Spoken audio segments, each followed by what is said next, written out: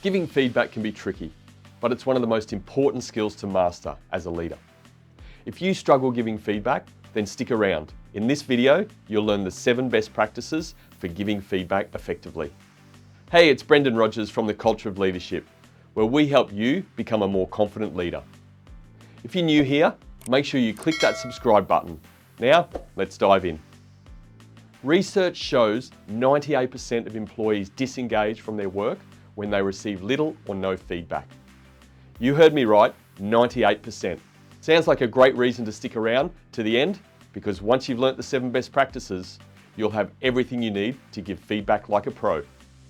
During the video, I'll share examples of what not to do when giving feedback. Some of these examples may seem extreme, but unfortunately, I've seen them in workplaces. Make sure you share your own experiences with poorly or well-delivered feedback in the comments. The first best practice for giving feedback effectively is to be specific. Never make general comments or statements. It's important you clearly articulate what needs to change or improve. This ensures your employees clearly understand what needs to be done. For example, let's say you want to give feedback on an employee's presentation. Instead of saying great job, you could say, great job. The quality of your research on the topic really came through in your presentation. If you wanted to give feedback focused on an improvement opportunity, you could say, one thing you could do to enhance the presentation is to present the data in graphs. It'll be more visual and easier to see the patterns you spoke about. This feedback is specific and actionable. It gives the employee a clear idea of what they did well and where they can improve. The more specific your feedback is, the more effective it'll be. The second best practice for giving feedback effectively is don't attack the person. Feedback should never be personal. Focus on the specific task or behaviour that needs changing. Again, using the example of giving feedback on an employee's presentation. Instead of attacking the person and saying, you're stupid and lazy, and it shows in your work, you could say, the presentation you delivered lacked in-depth research, contained numerous spelling mistakes, and misleading data. This feedback doesn't attack the person, and it'll lead to a more productive conversation. Now that we've covered the first 2 practices, let's move on to the third one. But before we do, if you want to know the absolute best practice game changer to move you into the fast lane to give feedback like a pro, you'll want to stick around for our 6th best practice. The third best practice for giving feedback effectively is make sure it's constructive.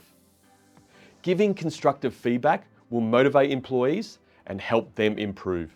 Using the employee's presentation as an example again.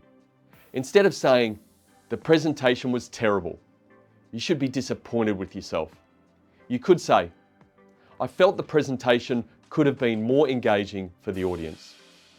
To improve it, you should consider adding some images or relevant video content. This feedback is constructive.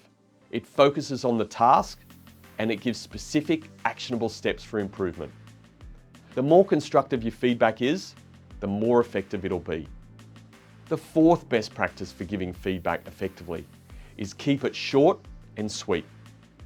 Get straight to the point and avoid rambling. The goal is to be clear and concise.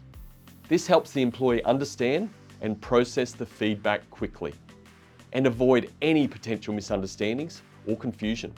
Using the employee's presentation example again, instead of saying, the presentation was okay, you could say, well done on the presentation. The visuals really helped get the point across. This feedback is short and sweet and gives the employee a clear idea of what they did well. The 5th best practice for giving feedback effectively is avoid judgmental language.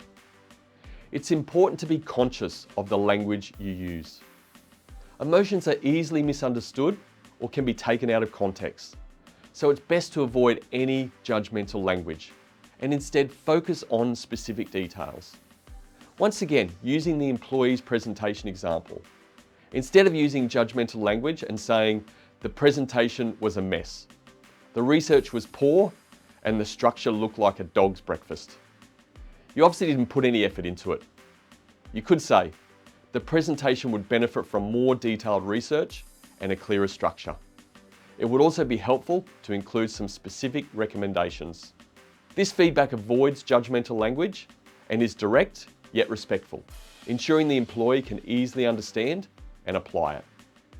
Before I get into the game-changing 6th best practice, if you want to know how often you should give feedback, stick around until the end and I'll tell you. The 6th best practice for giving feedback effectively is the game changer. It's so simple to do, yet so effective. If you want to travel in the fast lane to give feedback like a pro, all you have to do is ask for feedback in return. Feedback is a two-way street. Asking for feedback in return is the best way to ensure both people benefit from the conversation. It not only helps you improve, it creates an atmosphere of mutual respect and understanding. If you give the presentation, you could say, I'm interested in hearing your thoughts on the presentation. What do you think I did well? What could I do to improve? Asking for feedback sets the foundation for building a feedback culture, which is imperative for high performance. The 7th best practice for giving feedback effectively is give regular feedback. It's not just for when things go wrong. Consistency in giving feedback will help your employees understand what they're doing well and where they need to improve. It helps ensure everyone is on the same page and allows employees to make improvements immediately. The worst thing you can do is save up feedback to share with your employees at the end of year performance review. Give regular feedback in your weekly performance one-on-ones. And don't forget to ask for feedback in return. There you have it, the 7 best practices for giving feedback effectively. Giving feedback is an essential part of leading the growth and success of your team.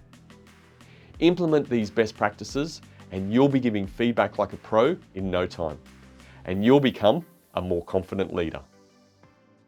To learn even more about giving feedback effectively, check out Feedback Conversations with Lisa Malloy on the Culture of Leadership podcast linked on the screen.